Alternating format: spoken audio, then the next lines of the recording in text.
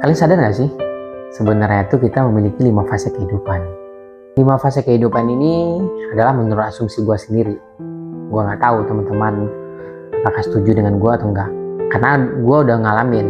Dan gue udah ngalamin tahap demi tahap fase itu. Mungkin yang pertama gue sebut fase ngeyel. Kenapa gue sebut fase ngeyel? Karena di tahap ini dari kita remaja, mungkin pemikiran kita masih belum dewasa. Kita maunya mentingin ego sendiri tanpa memikirkan orang lain.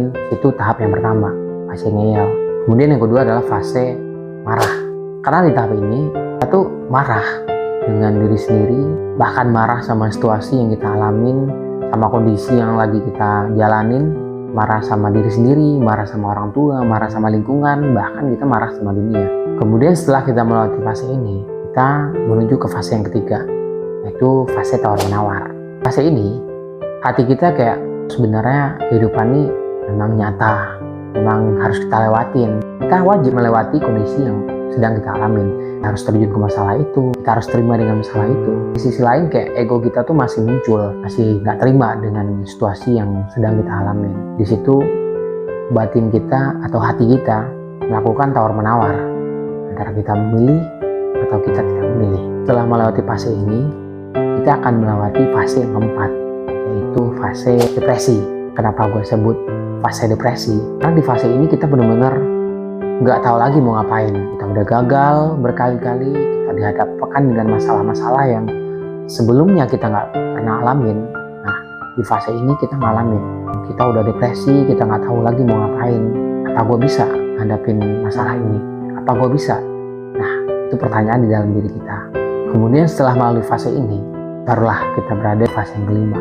Fase ini gue sebut ikhlas.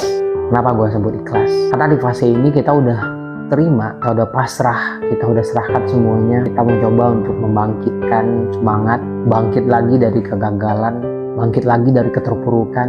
Kita mencoba untuk semangat lagi. Nah, di fase ini kita udah mulai menemukan jati diri kita sendiri. Kita udah tahu arahnya kemana, kita udah tahu mau ngapain, kita udah bisa nyelesain masalah-masalah yang berat yang sebelumnya belum kita alamin. Di fase ini kita udah ikhlas. Kalau gue pribadi, kalau gue ngerasa gue udah di fase yang kelima, karena gue udah ikhlas sama kehidupan. Gue udah melewati beberapa rintangan, masalah-masalah, kegagalan demi kegagalan udah gue pernah rasain. Sekarang gue udah ikhlas sama apa yang telah gue lakuin dan apa yang gue alami.